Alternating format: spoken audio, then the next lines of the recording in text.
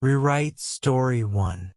I wouldn't call myself a very active person, but I do enjoy working out and running every now and then, to stay in somewhat good shape. My friend Jay and I usually work out and run together, as Jay is always in shape and kind of trains me, if you will. Jay and I would often run late at night in my neighborhood, since most of it is well lit and I live in a decent area. However, we stopped running in my neighborhood 2 months ago after this happened. The way my neighborhood is laid out is that there's a main road that connects to separate roads branching off, but ultimately they all connect back to the main road, which leads to a dirt path extending into local farms and larger properties. This is important to understand the situation Jay and I were in. One night we decided to run from my house onto a path that goes through the woods to one of the roads that branches off from the main road in my neighborhood. We plan to use that road to reconnect to the main road, then continue running to the dirt path before heading back to my house using the main road. I know it sounds confusing, but we took this unusual route to maximize the miles we could run as our usual path. Just running on the main road and back was getting too easy for us. The run started as usual, with Jay and me running from my house to the path, talking about high school drama. As we ran, however, we soon began to hear footsteps behind us.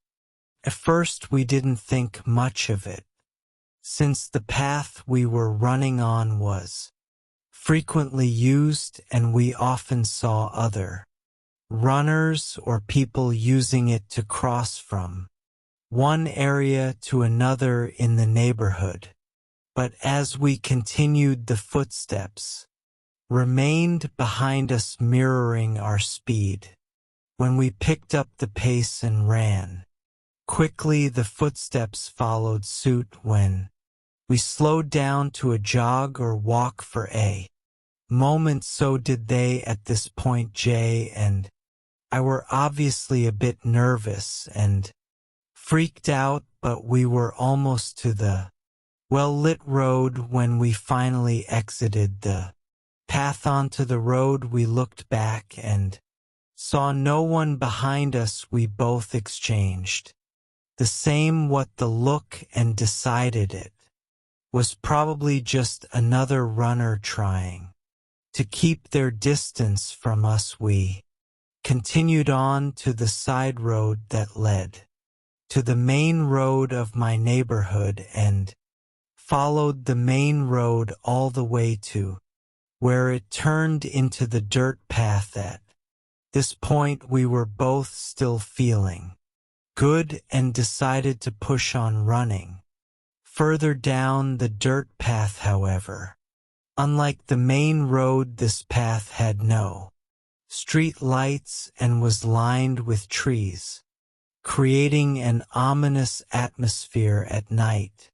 Jay and I ran about a mile down this road before deciding to turn back. As we turned, I caught a glimpse of a dark figure quickly darting into the trees on the left side of the road. This immediately reminded me of the footsteps from earlier, and I began to feel noticeably uneasy. I told Jay that I had seen a figure jump into the trees along the path that we needed to take back. He dismissed it, saying I was just being paranoid and seeing things because of how far we'd run. I almost believed him and started doubting myself, so we began making our way back to my house. We ran past the spot where I had seen the figure with no issues, but just as we were about to reach the main road again, we heard rustling about 20 foot behind us.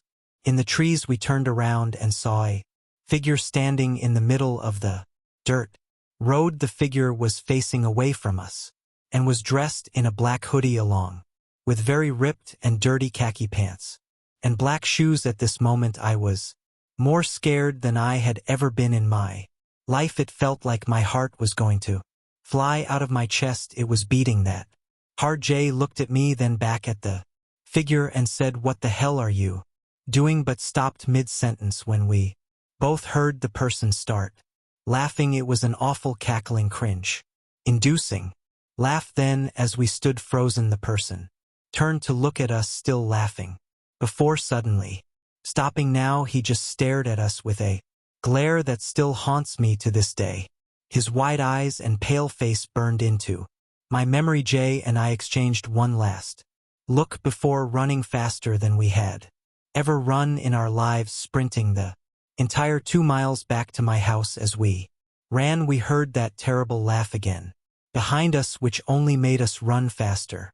When we finally got back to my house, I threw up, then rushed inside through the back door, locking every entrance and shutting my garage doors. We sat there panting, still processing what had just happened, and swore never to run in my neighborhood at night again. If you're a night runner, always stay in well-lit areas and bring a friend just to be story 2 safe. As a high school junior, I ran cross country and track, and I loved running alone. I wasn't the fastest on my team, but I had endurance and could lose myself in the rhythm of my feet hitting the ground. A woman in a quiet rural neighborhood near a forest preserve had hired me to run her hyperactive puppy, Izzy. She'd pay me $10 per run. It seemed like an easy gig. Izzy needed the exercise, and I got a little extra money. While training, the area had scattered houses, abandoned farms, a cemetery, and the remnants of a disbanded Colts commune. My parents had always warned me about running alone in secluded areas, but I figured I was fast enough to outrun anything dangerous. That changed one evening. It was just before dusk when I took Izzy out for a longer run. The setting sun cast a deep orange glow over the treetops, but shadows stretched across the road, making everything feel darker than it should have been. The only sounds were my breathing, Izzy's panting, and the rhythmic thud of my running shoes against the pavement. Occasionally a bird would flutter in the trees or a distant dog would bark, but otherwise it was eerily quiet. The farther I ran, the quieter it got, as if the world was slowly emptying itself of sound. About 2 miles in, we reached a stretch of road flanked by thick forest on both sides. That's when Izzy suddenly stopped. Her ears perked and she stared into the woods, completely still. A low whimper escaped her throat. I followed her gaze. At first I saw nothing but the dense trees' branches swaying slightly in the breeze, but then, between 2 trunks, a man's face peeked out from behind a tree. He was short, maybe in his 30s, wearing a hat pulled low over his face, a thick jacket. Despite the mild weather and gloves, his eyes were locked on me, unblinking. His stillness unnerved me, but I told myself he was probably just a hiker or a hunter. Still, something about the way he stood, like half hidden, watching silently, it sent a chill down my spine. His presence felt off, like he wasn't just some guy passing through, but something wrong, something that shouldn't have been there at all. I gave him a polite nod, trying to appear unfazed, and I started to jog again. My heart was beating a little faster now, and not from the run. A few steps later, Izzy stopped again, her body rigid, tail between her legs. My stomach dropped as I turned back. The man had moved closer. He wasn't behind the tree anymore. He was standing right at the tree line, just feet from the road, still staring. His head was tilted slightly now, as if studying me. Sickening realization crept in. He wanted me to know he had moved. He wanted me to notice. I felt something cold slip down my spine. My body was instinctively preparing to run, but I forced myself to stay calm. Maybe he was just some weirdo trying to mess with me. Maybe if I ignored him, he'd get bored. I kept running, trying to stay composed, glancing over my shoulder every few steps. At first I thought he was gone. The woods looked empty again, but then just as I turned forward, I caught movement in my peripheral vision. I turned back and he was sprinting toward me. He had a butcher cleaver. A choked scream got caught in my throat as pure, unfiltered terror exploded through my body. I didn't think. I just ran. Adrenaline shot through me like electricity, and I pushed myself harder than I ever had in a race. My breath came in ragged gasps. Izzy struggling to keep up, her leash jerking in my grip as we tore down the road. I had never known fear like this before, a kind of fear that exists deep in the bones, a kind that tells you you're going to die if you slow down. I glanced back only once. He was still chasing me. His face was twisted in pure rage, his mouth slightly open as of growling, the gleam of the blade catching the last rays of sunlight. He wasn't just running, he was running erratically, his arms flailing in unnatural motions, his legs moving almost too fast, like something that wasn't used to running at all. That's when I realized he wasn't breathing. I could hear my own frantic gasps. I could hear Izzy panting.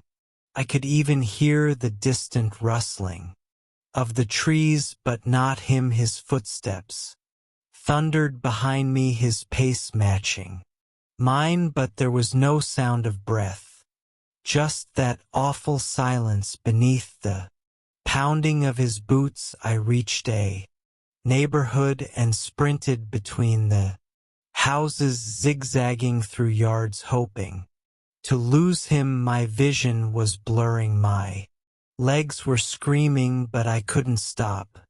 I darted behind a shed with Izzy. Finally, when I was sure we had put enough distance between us, I pressed myself against the rough wooden wall, gripping my knees, gasping for breath. Silence. I swallowed hard, my heartbeat still hammering in my ears. Slowly I turned my head. At the top of the hill he stood, watching. The cleaver dangled from his hand, his chest rising and falling as if he had just stopped running too. But he wasn't chasing anymore, he was just standing there staring. We locked eyes. His face had no emotion now, no rage, just that blank, unsettling gaze, as if he had simply lost interest. A minute passed. Then another. A car's headlights appeared in the distance, beams cutting through the dark, and just like that he turned and walked back into the woods. No hesitation, no hurry, just gone. I didn't move for a long time. When I finally did, I took the longest route back to the woman's house, sneaking through the yard so I wouldn't be visible on the main road. My hand shook as I took my payment, acting like nothing had happened. I didn't tell her, I didn't tell my parents. I knew if I did they would never let me run alone again. I know who he was. I don't know if he was part of the old cults, a drifter, or something else entirely, but I do know one thing, and never ran in that direction. Story 3. Again, this is a story spanning nearly 7 years, so I will try to be as straightforward and to the point as possible. I live in a suburban neighborhood surrounded by rural country.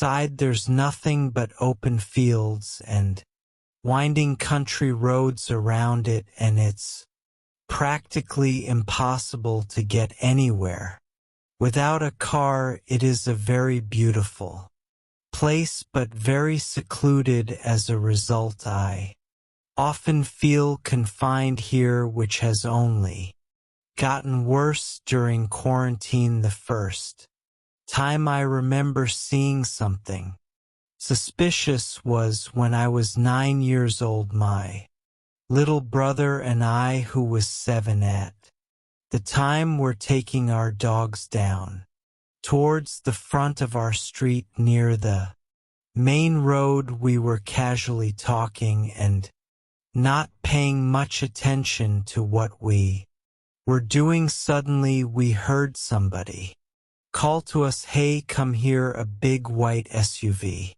was parked at the start of our street, and a man was sticking his hand out the window, motioning for us to come over. I remember distinctly that it was a tall, white guy with curly blonde hair. My little brother started to walk his way, but I stopped him. I'm a very paranoid person, and I'd heard all the horror stories about kids being lured into vans, never to be seen again. I led us off in the other direction back to our house, while also keeping an eye on the guy in the car. When he saw that we were leaving, he turned his car around and drove off. Upon arriving home, I told my mom about it, but she dismissed it, saying he was probably just going to ask us for directions or something like that. It scared me a little at the time, but I didn't think much of it until now. A year later, during Halloween of 2014, another incident happened. A black sedan was apparently following trick-or-treaters down the street. When a parent approached, it had tried to run them over before driving away and out of sight. To make matters worse, the license plates appeared to have been taken off. I didn't see any of this myself, but some of the adults in the neighborhood had made a big stink about it, and I was given yet another "don't talk to strangers" lecture.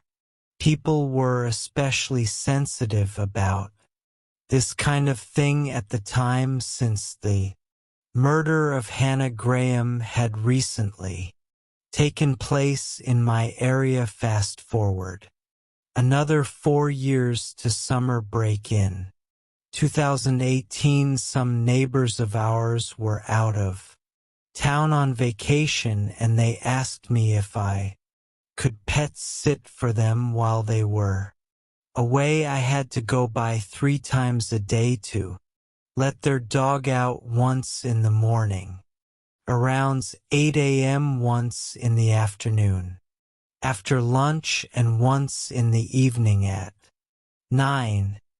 Their house sits to the right of our neighborhood off the main road. To get there from my house, I can go to the end of my street and take a right, or I can cut through the woods and into their backyard. Going through the woods is faster, but the brush is very dense and the trees are close together, so I usually would just go along the street.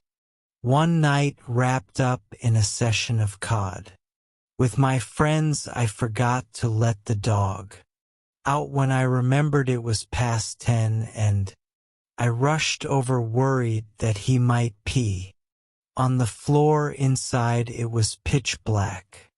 out and I couldn't see anything but the beam of my flashlight and the glowing stars in the sky. Luckily, the dog had been able to hold it, so I let him out as usual. After he went, I brought him back in and was prepared to leave again when I looked out the window and saw a black sedan parked next to the driveway. This made me uncomfortable since I was pretty sure I wasn't there when I first showed up at the house. There were no other houses nearby, and I knew for a fact that the owners weren't coming back for another few days. After debating what I should do for a few minutes, I finally decided to go back and cut through the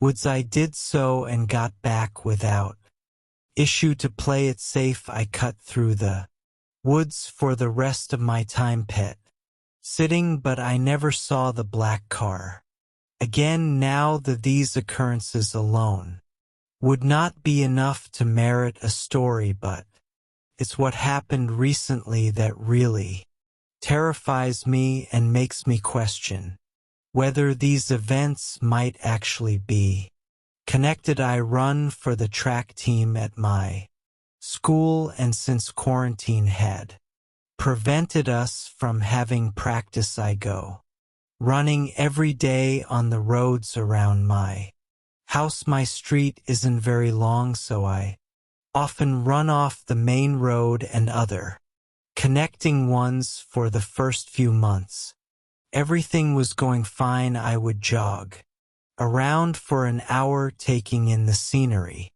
and exploring the various different country lanes. But about a month ago, I was running back home on the main road when I noticed that a car seemed to be following me. I always run on the left side of the road going towards traffic. This is so that if a car comes up behind me on a blind curve or in an area with low visibility, it won't hit me from behind where I can't see the car. Coincidentally, a large white SUV was on the other side of the road going about the same speed I was jogging. This was especially odd because there aren't many cars on that road and you can go much faster than on a busy one. Unsure of its intentions, I turned down a small side street with a cul-de-sac at the end. It didn't follow, so I ran down to the circle and went back home. However, the next day it followed me again. This time I saw it sitting at the start of a driveway and it pulled out after me once. I passed it like the day before. It followed me for about a mile before I turned down the same street where it promptly drove off. This continued every day for a 10-day period. It followed me. At first I thought that it might be going somewhere on a schedule that just happened to coincide with my runs. To test this theory, I decided to run an hour later than I usually did the first day I tried this.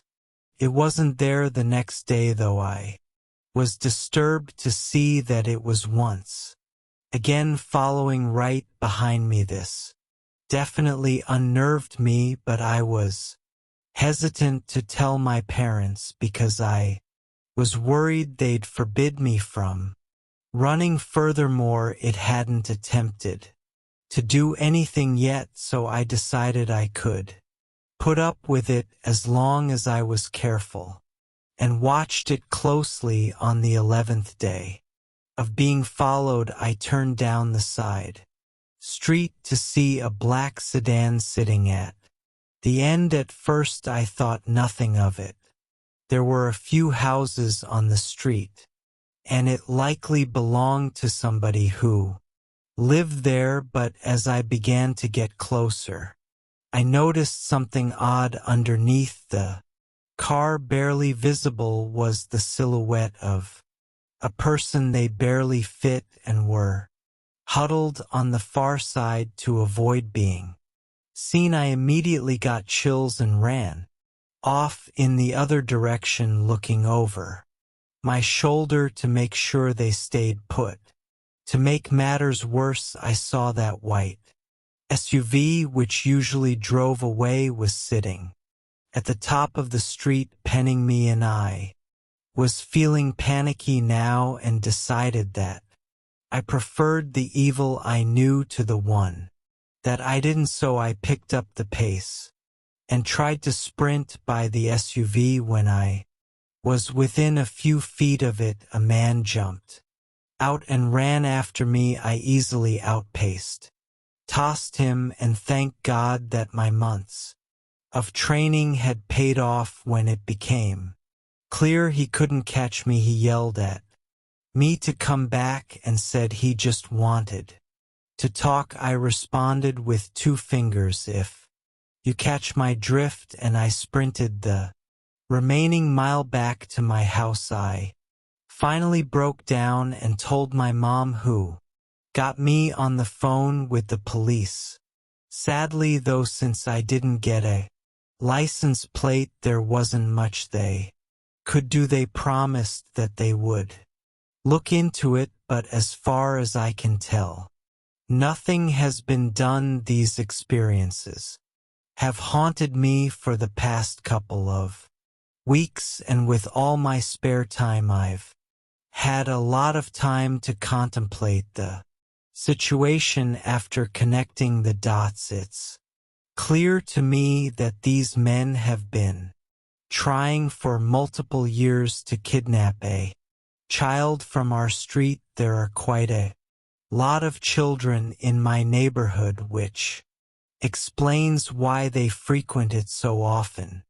It worries me that somebody less cautious than myself might find themselves in a similar situation and fall prey to these predators. I still have nightmares about the man who chased me down the street. He was very tall with blonde curls, the same man who tried to abduct me when I was 9 years old.